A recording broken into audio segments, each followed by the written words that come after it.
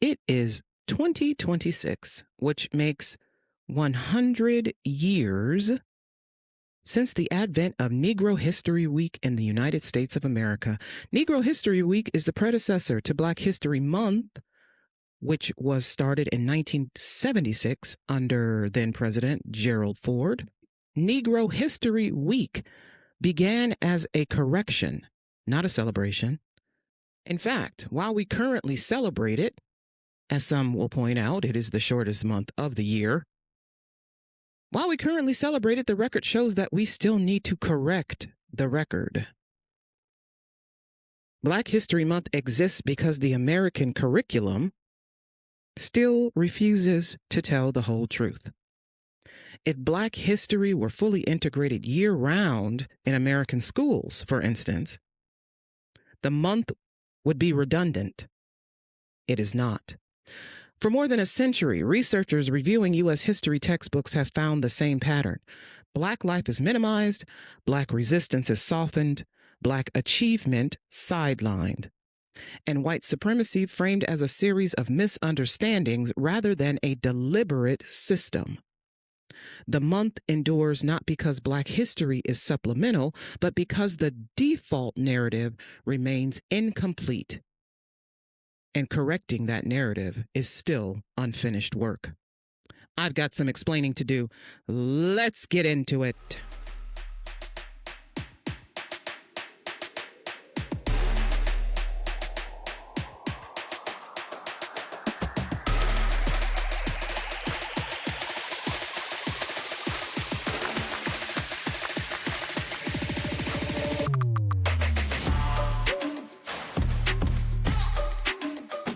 All right. Hey, everybody. Welcome back for another episode of Ayana Explains It All, the podcast bridging the gap between current events and human behavior. I am your podcast host, Ayana R. Fakir. The R is for remarkable, naturally. I'm kidding. I am your Black Muslim lady lawyer who has an opinion on everything. I am the host. I am the producer. I am the executive producer. I am the key grip. I am craft services. I am all things and more. Ayana Explains It All is the podcast bridging the gap between current events and human behavior, although I'm thinking of changing that tagline. I'm thinking about it. I'm moving some things around. I'm moving some things around.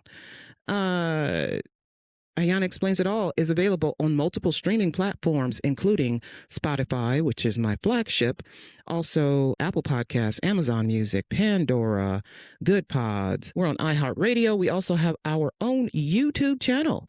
Yes, check out Ayana Explains It All on the YouTube.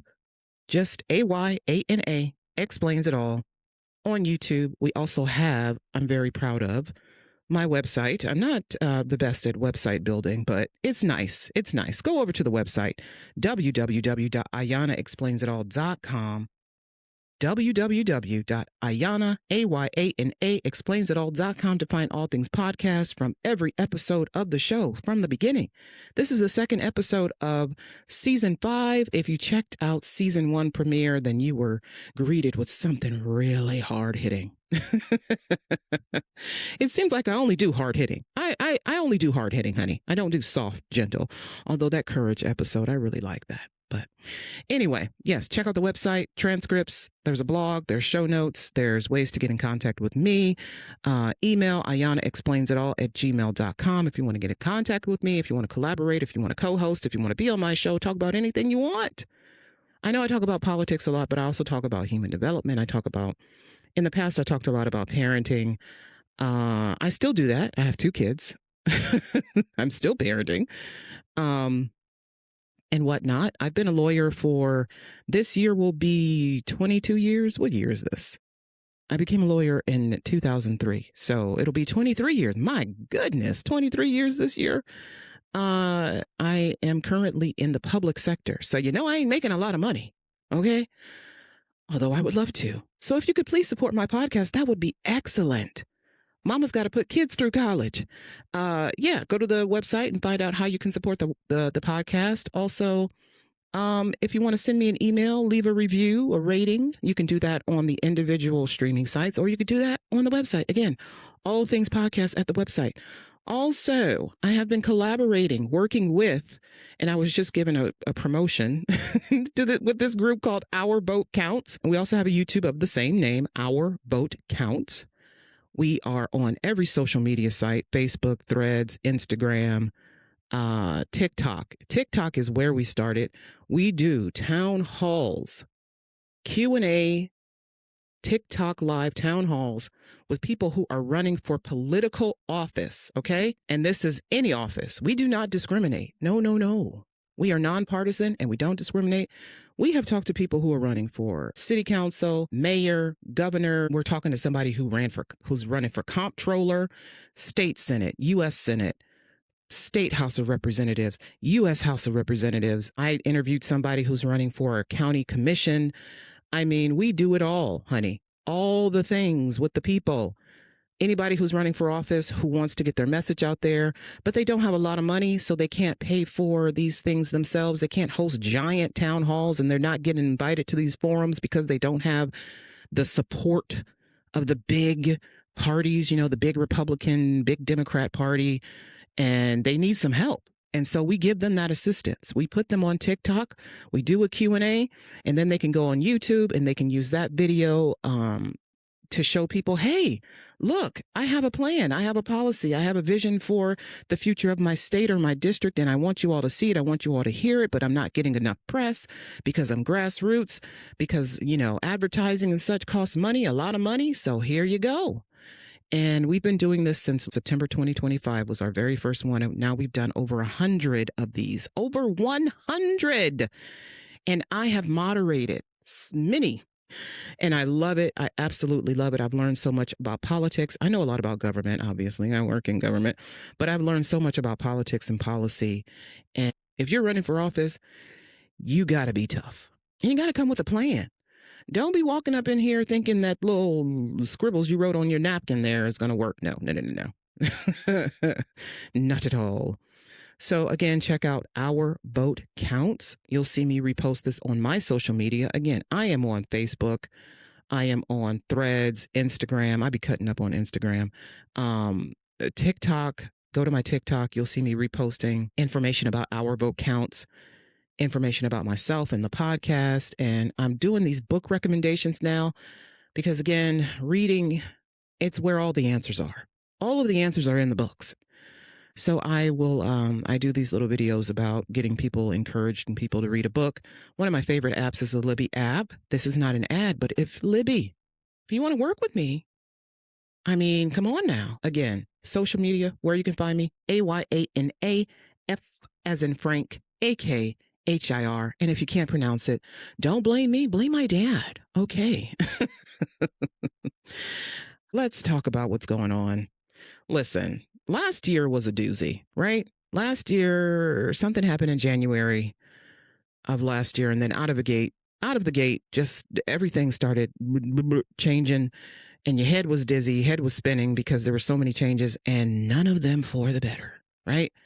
One of the changes was an executive order that was issued within months of a certain person ascending to the Oval Office, and the executive order is called Restoring Truth and Sanity to American History. I don't think you can do that, but he tried. He tried it. And this was issued on March 27th, 2025. And I'll just read section 1 because that's all you need to hear. It says, purpose and policy. Over the past decade, Americans have witnessed a concerted and widespread effort to rewrite our nation's history. By that, he means telling the truth. Replacing objective facts with a distorted narrative driven by ideology rather than truth. I'm sorry. They're so full of shit. Driven by ideology rather than truth. Okay, Ayana, get it together. This revisionist movement seeks to undermine the remarkable achievements of the United States. He means people like George Washington and Abraham Lincoln, who were disgusting enslavers and genocidal maniacs. Anyway, this revisionist movement seeks to undermine the remarkable achievements of the United States by casting its founding principles, whatever the hell those are, and historical milestones in a negative light. Under this historical revision, our nation's unparalleled legacy of advancing liberty, individual rights, and human happiness is reconstructed as inherently racist. It is, by the way, sexist. It absolutely is. Oppressive. Yeah, it is. Or otherwise irredeemably flawed. It is. It is. Rather than fostering unity and a deeper understanding of our shared past, let me tell you something. Shared past? Nigga, I'm only here because your people kidnapped mine from West Africa and brought them here as slaves. Okay, anyway, Ayana, come on, stay on track. The widespread effort to rewrite history deepens societal divides and fosters a sense of national shame, disregarding the progress America has made and the ideals that continue to inspire millions around the globe. You know, AI is something else. I can tell AI wrote this. Anyway, the prior administration advanced this corrosive ideology. I'm sorry. At Independence National Historical Park in Philadelphia, Pennsylvania, where our nation declared that all men are created equal.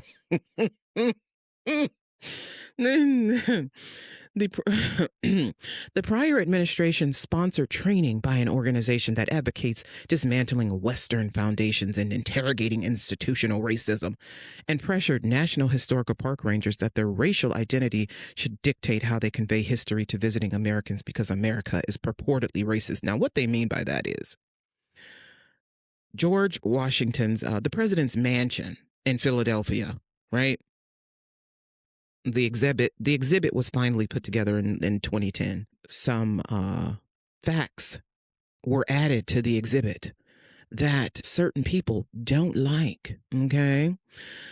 And those facts were about the people who lived in that house with George and Martha. It was their slaves. It was their slaves. And the previous administration decided that the names, the identities of those people, their lives should not be erased.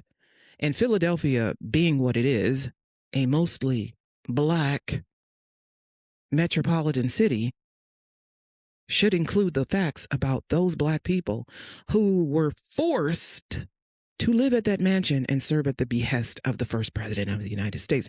Anyway, it goes on and on and on to talk about how, people are forced to read about slavery and genocide when they go visit the national parks, and they shouldn't have to do that. They shouldn't have to learn about the Trail of Tears and that Medgar Evers was murdered by a racist white supremacist when they go to visit the house of the.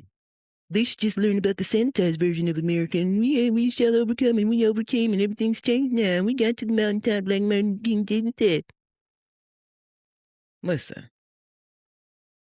They have decided to gut the National Museum of African American History to correct the historical happenings of the civil rights movement and the history of Blacks in America. It says, the National Museum of African American History and Culture has proclaimed that hard work, individualism, and the nuclear family are aspects of white culture. The forthcoming Smithsonian American Women's History Museum plans on celebrating the exploits of male athletes participating in women's sports. They mean trans women. These are just a few examples of the abhorrent material of these museums. Let me tell you something. The nuclear family was an aspect of white culture. That was some European shit that survived enslavement and Reconstruction and the Depression and wars and all that. If you just pick up a book, okay? Just one book I will recommend is African Americans in Africa, The New History. And in that book, the author talks about what different aspects of the culture looked like before they were brought to the United States and forced to conform to this European way of living. What their communities look like, what marriages look like, what family structure looked like, what their homes look like, what the political hierarchies were, what the religions were. A lot of these things they brought to the New World with them, and some of them held on to them. Like some of them held on to the religion of Islam strongly, even while being forced to read the Bible and go to church and etc. They held on to it. They also held on to some of their different music and dancing and way of dressing and head wraps and all. It's an excellent book. Excellent. I mean, please read it. African Americans in Africa, The New History. So the nuclear family was actually European. That was white culture. It was. That is not a lie. That is not hyperbolic. Okay? If you're uncomfortable with the truth, then perhaps you should seek to understand why people feel this way rather than trying to tell them that how they feel is incorrect. How we feel about this particular thing is the truth. The nuclear family looked different in Africa. It looked different. Sometimes in certain tribes, certain society, women were the head of the family. Sometimes women went to war. Sometimes the family was the mom and dad and auntie and uncle and grandma and grandpa.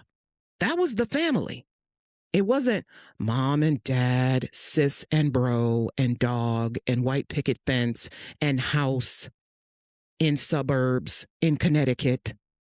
It was very different in West Africa, particularly. This is why, and this is what this episode is about. The episode is about if Black History Month is still needed. And yes, it is indeed, because y'all still don't know what the fuck. I'm sorry. I do cuss a lot. Deal with it. I don't know.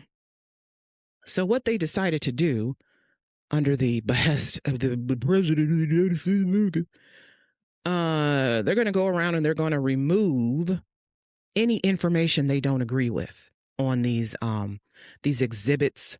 All of these parks contain information on how the park was formed, founded, who owned it first before it was, as I guess you would say now, handed over to the U.S. government. All of these things fall under the Department of the Interior. The National Park System falls under the Department of the Interior. You go to the Grand Canyon, you're probably not going to learn about the Native American or indigenous people who live there, how they got there, how they were forced there, how this land was taken from them. You're not going to learn about that anymore because that kind of information is hurtful. It's harmful. It's harmful to the U.S. It erases the great accomplishments that we've achieved in making this giant rock formation our own. Can you imagine? It doesn't mention the hard-fought battles that the generals fought against the indigenous people and how they tricked them out of their land, stole their land, killed them off with their diseases and their bombs and their muskets and whatever.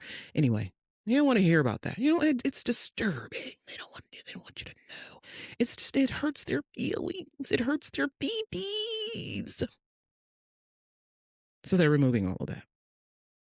If you go to a museum, you're only going to hear positive things. They only want you to know about they want you to hear positive messages about the United States, positive. So you'll feel good about your country, right? Which is funny because you could go to a museum and read all the positive shit you want to, and then you turn on the news and you see ICE barging into people's homes or paratrooping into people's apartments from helicopters and yanking babies out of their beds, and you think, that's stark contrast to what I just read at this museum about how civil we were with people who immigrated here and how civil we were when we arrived on these shores and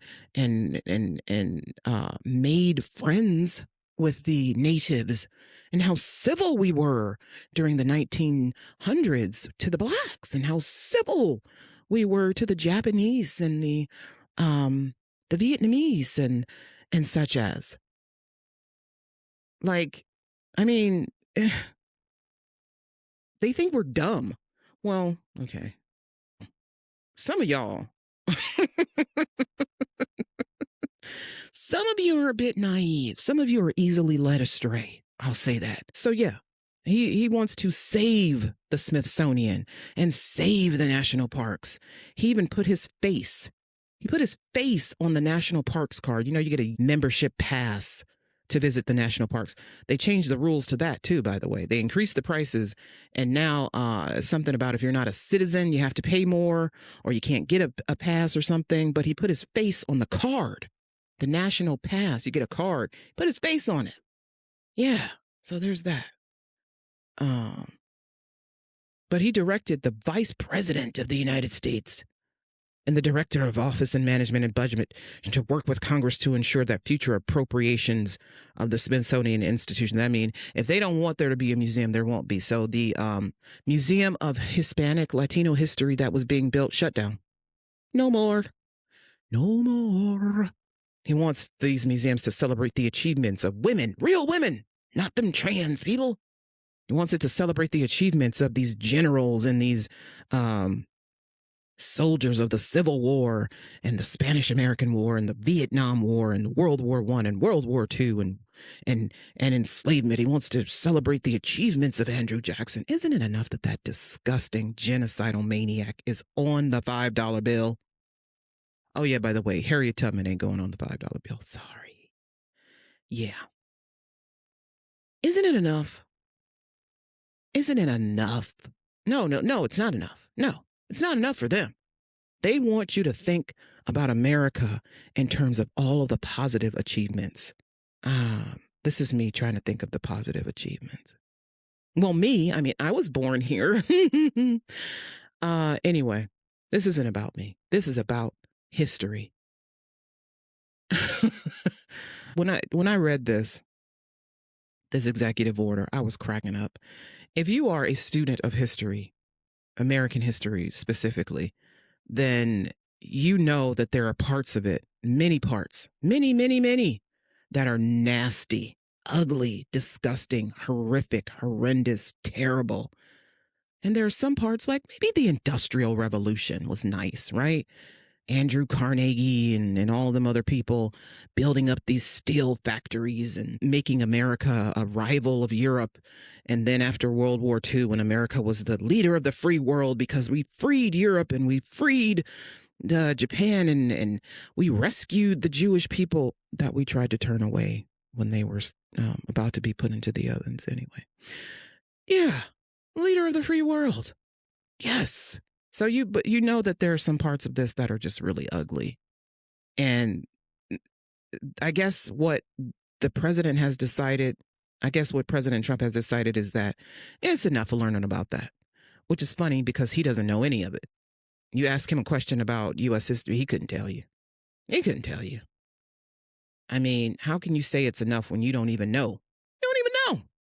So my question is whether Black History Month is needed, and basically the critiques of that, because usually you will see some celebration of Black History Month and the different federal offices, and you will see some posts by the president, the office of the president, and the federal government on social media. Usually, you don't see that anymore. You don't see that. You don't see it anymore. They don't give a damn. They'll be like, oh, it's MLK Day. He's so inspiring. Oh, we continue to carry on the They barely acknowledged Dr. Martin Luther King Jr. Day. If they could get rid of it altogether, they would. Altogether. If they could get rid of Black History Month altogether, they would. No, it's not necessary anymore. We've overcome. We overcame. We shall overcome. We overcame, Ayana. The overcoming is done. And every year, like clockwork, every year. Lately. By lately, I mean since maybe Obama was president. Is Black History Month still necessary? Is Black History Month still, is it still necessary? Do we still need this? And I want to be honest about what that question usually means. Most of the time, it's not curiosity. It's frustration. It's fatigue. It's the belief that we've already dealt with this part of American history and should be able to move on, right? And in the past year, and in the past few years, we've seen federal, state, and institutional policy and legislative decisions that have essentially gutted major pillars. I just read you one of America's civil rights protections and racial equity infrastructure. And according to this article in Axios, right? And you've seen this, everywhere. It says in the past year, federal, state, and institutional decisions have gutted major pillars of America's civil rights protections and racial equity infrastructure, wiping away public data, slashing research funding, and erasing Black history. And this is essentially a coordinated rollback that operates on multiple fronts at once. And the through line is simple.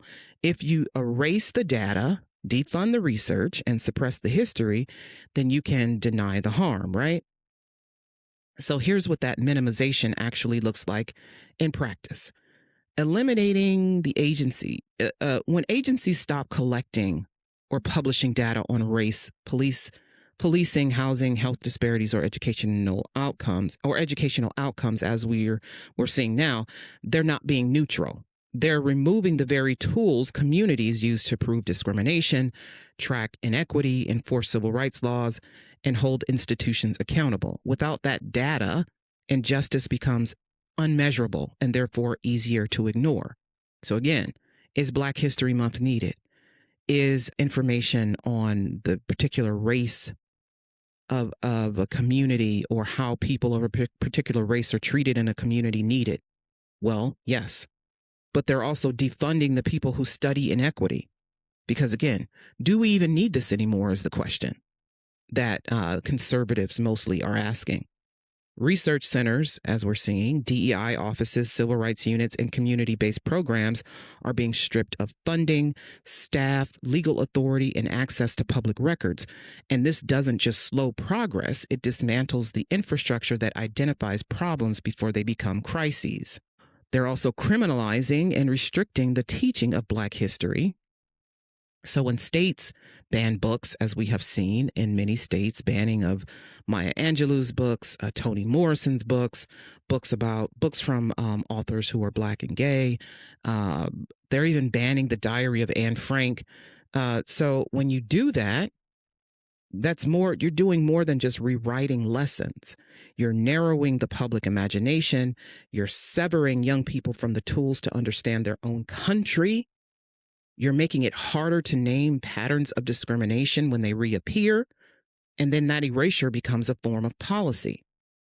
But they're also using these rollbacks to reverse or weaken civil rights protections. Again, the courts are asking, the Supreme Court currently asking, are parts of the Voting Rights Act of 1965 still needed? So changes to Voting Rights enforcement, fair housing rules, affirmative action, and anti-discrimination guidelines all have the same effect. Fewer protections for certain groups, fewer remedies for wrongs, and fewer avenues for justice. It's a shift from we will protect your rights to you're on your own. And then becomes the replacing of equity with rhetoric when institutions claim that they're removing politics or removing divisive information, or they're trying to restore neutrality. But neutrality in a structurally unequal society is just the status quo with better branding. The rollback, Donald Trump's rollback, is framed as administrative housekeeping, trying to clean things up, trying to make them look neat and nice, when in reality, it's a political project with racially material consequences. Not just racial, but gender, ethnic consequences. And when they say, are these things needed? Most of the time, it's not curiosity. Again, it's frustration. So this episode is not a celebration of Black History Month, unfortunately. It's a response to the question of whether these things are still needed. Is Black History Month still needed? And that flows into whether civil rights protections are still needed, whether the Civil Rights Act and the Voting Rights Act are still needed, whether we still need to protect Native Americans, whether we still need to protect indigenous groups, whether we still need to protect people who are discriminated on the basis of gender, ethnicity, immigration status, whether we still need to protect people, these vulnerable groups. disabled people, for instance? And the answer is absolutely 100% yes. Yes. You are not living in a country that is now completely safe for everyone. You cannot look at what has happened recently in Minnesota and say, yes, this place is completely safe for everybody. Everybody feels welcome here. Everybody is welcomed here. No, that is not the truth. And the targeting, for instance, of Somalians and Haitians is strictly because they are black. Because they are black. Because they are black and poor. But first, because they're black. Second, because they're poor. If they were wealthy blacks, well, maybe they could get a pass. But then they're also black, so no. But it's the fact that they are also poor that makes it even worse for them. If there's one thing that elitists hate, it's a black person. If it's another thing that elitists hate, it's a poor black person. You can disagree all you want to, but honey, the answer is in the books, okay? But the truth about all of this, whether Black History Month is still needed, Black History Month was never created to make anyone feel proud, guilty, inspired, or affirmed in the first place. It was created because American history, specifically how it was taught and understood, was structurally incomplete, right? Carter G. Woodson, who wrote Miseducation of the Negro, which you should absolutely read, fascinating book, talks specifically about how he created Negro History Week because he wasn't looking for representation. He was a rigorously trained scholar with a PhD from Harvard. He wasn't looking for representation. His concern was simple and devastating. American schools were teaching a version of history that erased Black people almost entirely. And in his book, The Miseducation of the Negro from 1933, Woodson argued that when a people are written out of history, the damage isn't symbolic, it's structural. One group learns a false sense of superiority. The other learns a false sense of inferiority, and both are miseducated. At the time when he wrote that book, The Miseducation of the Negro, mainstream textbooks routinely credited economic development solely to white industrialists.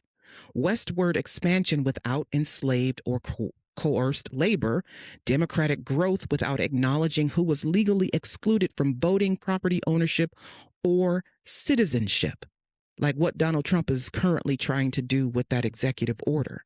In fact, Negro History Week, again, it is the 100th anniversary of Negro History Week, it was a corrective, a forced interruption of that false narrative.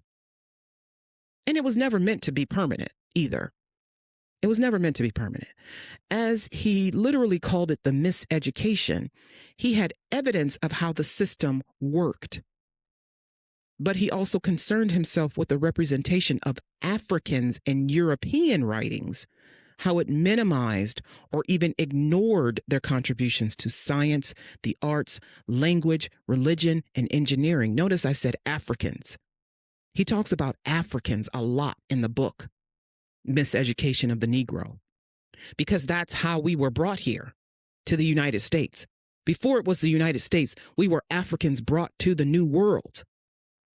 Yet our contributions to this country were completely denied, completely ignored, completely glossed over, not talked about in history books whatsoever.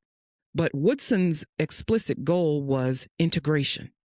Yeah, it was integration, something that some Black people just, the idea, oh my God, we should have never integrated. It was better that we didn't integrate. Woodson's explicit goal was integration, making Black history impossible to separate from American history. So the expansion to Black History Month in 1976, which it is now the 50th anniversary of Black History Month, which was endorsed by President Gerald Ford, it was not a victory lap. No, It was an admission that the problem we sought to fix with Black History Week still hadn't been fixed. And this context matters.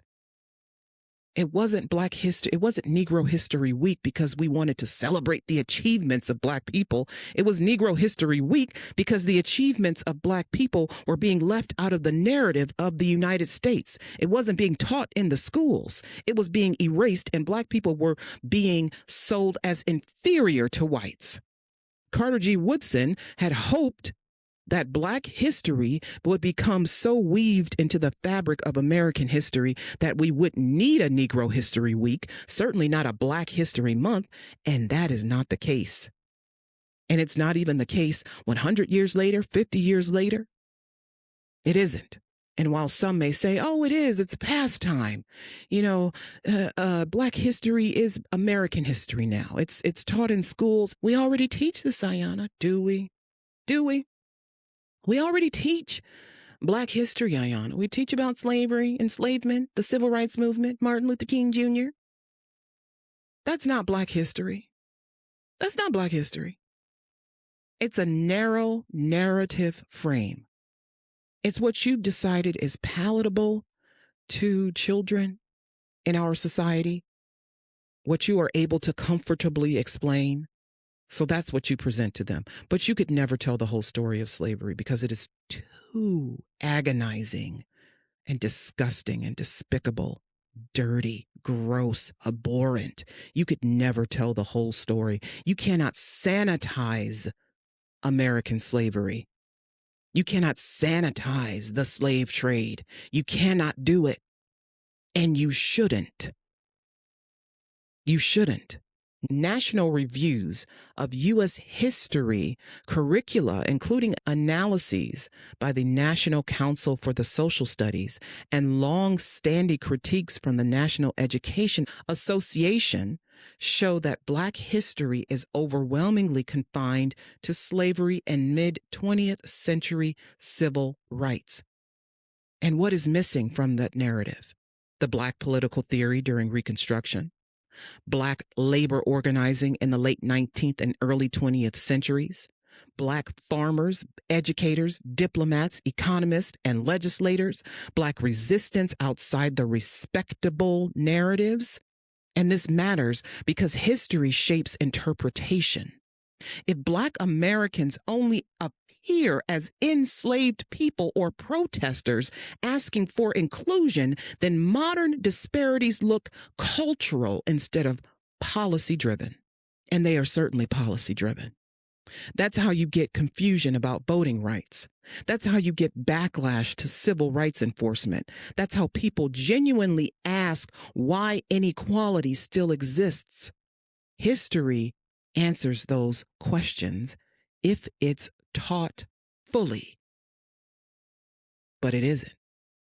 Another critique, perhaps, of Black History Month would be, why make history about race? History is just history. We should make it neutral. And that sounds neutral, right? But it isn't. American history has always been racialized. How could it not be? What changed is which perspective got labeled universal, right? Now go with me.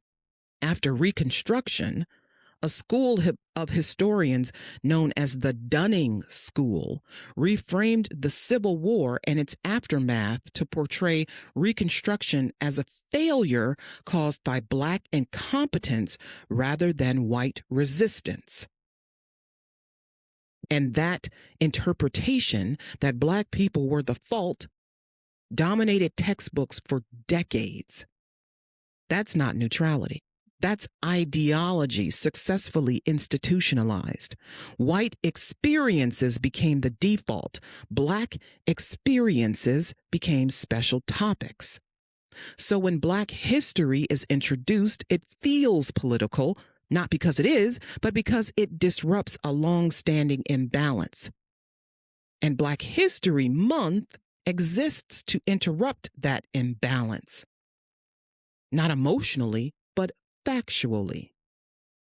So let's deal with another critique of Black History Month. Black History Month has become shallow and performative,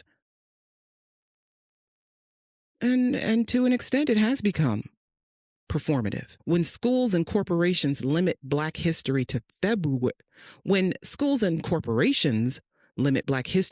February assemblies, posters, or trivia, they're demonstrating how resistant they are to structural integration. And this has precedent in history, right? After Brown v. Board of Education in 1954, many school districts technically complied while resisting meaningful change. They made symbolic gestures instead of substantive reform. And Black History Month often functions the same way.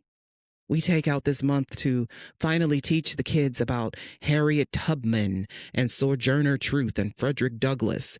And then the rest of the school year, you don't hear nothing else about these people. You don't hear anything else about Black thought, Black scholars, Black engineers. You don't hear anything about the contributions of Garrett Morgan. You don't hear anything about Jesse Owens. The problem isn't Black History Month, it's the containment of Black history to a month.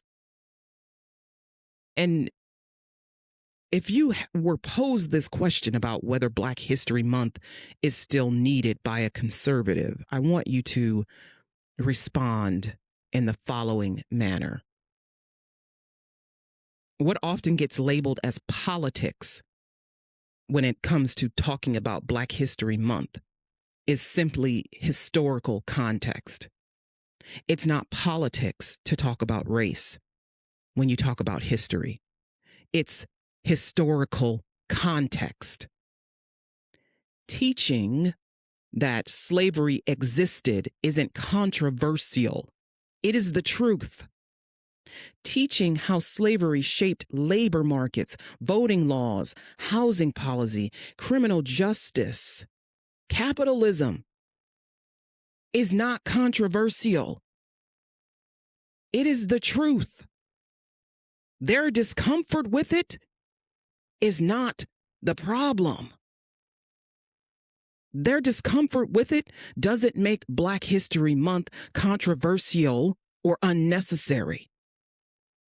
Their discomfort with it is that it implies that they had something to do with slavery, civil rights violations, denying Black people the right to vote, genocide, homicide, racial injustice. It's the implication that makes them uncomfortable, and they'd rather not even have to think about that maybe their ancestors could be implicated in something so terrible. Why are you trying to make us feel guilty about being white? You're making the white kids in schools feel guilty. You're making the white people feel guilty. But guilt is not caused by honest history. It's caused by silence, followed by shock. When children learn early that systems and not individuals shape outcomes, which is the truth, they are better equipped to understand complexity without defensiveness. We should teach Black history year-round. We should not have a special month, but it's not being taught year-round. It is confined to a special month because that is what is most comfortable and palatable for the whites of America. There, I said it. That is what is most comfortable for you, what is safest for you, what is most, since you want to call it politics, politically expedient for you. It just makes sense only to talk about Black history in February because, that's Black History Month. Lets you off the hook from having to integrate Black history into American history and talk about it all year round. The truth is that without Black History Month, much of Black history disappears from conversations entirely. Disappears from schools, disappears from universities, disappears from workplaces, disappears from thought, from conversations, from online discussions entirely. And this debate over whether Black History Month should exist, it isn't happening in a vacuum. Periods of racial progress in the United States are routinely followed by periods of historical retrenchment. I've talked about this before. We saw it after Reconstruction. We saw it after the Civil Rights Movement, and we're seeing it now. Policies are being narrowed. Curriculums, school curriculums are being narrowed. Discussions of race and policy history are being restricted. Teachers are being told what not to contextualize. Historical context is being removed to create a sanitized version of very American narratives about enslavement, prejudice, bigotry, human rights fights. At its inception, the United States was a nation that enslaved one group of people while committing a genocide against another. That is the truth. That is the truth. That is the truth. In that environment, Black History Month becomes one of the last protected spaces for certain truths. So when people ask why it still exists, what they're often asking is, why hasn't this gone away? And our response should be, because the work isn't done. Minimizing the role of Black contributions isn't just about leaving things out. It's about shrinking, flattening, or sidelining the impact Black people have had on every dimension of American life. It turns a central generative force in this country's history into a footnote. When textbooks or curriculum minimize Black contributions, they often do it in a few predictable ways. By reducing Black achievement to a handful of firsts, by framing Black innovation as exceptional rather than foundational, by ignoring Black intellectual traditions, or by presenting progress as something granted by white benevolence rather than built through Black organizing, labor, creativity, and resistance. The result is a distorted narrative where Black people appear only in moments of suffering or protest, rather than as architects of culture, democracy, science, industry, and political thought. To minimize is to misrepresent, to make something smaller than it truly is. And in this context, it means telling an American story that is incomplete by design. Pennsylvania Governor Josh Shapiro said the following: if we want to move forward as a nation, we have to be willing to tell the full story of where we came from. And this was in response to the National Park Service's decision to remove signs at the President's House site at Independence National Historical Park as a first step toward redesigning the exhibit that I talked about at the top of the episode. We have to know where we came from. You know, one of the beauties of being Muslim is that we're constantly learning about the history of Islam and Muslims in the world. We're constantly learning about the history of prophets and the advent of earth. If you're into religion and you read religious texts, you learn about all of the early times. Well, in Islam, you never stop learning. You never stop learning where you came from as a Muslim. You never stop learning about the traditions of the companions of the Prophet sallallahu alaihi wasallam. You never stop learning. It's never not taught. It is constantly taught. Every day. Every day. And that is because we need to know where we came from, but also where we are going. We need to know where we are going. And some of us need constant reminders of where we are going. Some of us need constant reminders of how we got here. We didn't just appear. This didn't just happen. Everything is shaped by something. Everything is shaped by something. America, the United States of America, is shaped by many things. And you can't leave out part of that because it makes you feel uncomfortable. There are things that we have to confront.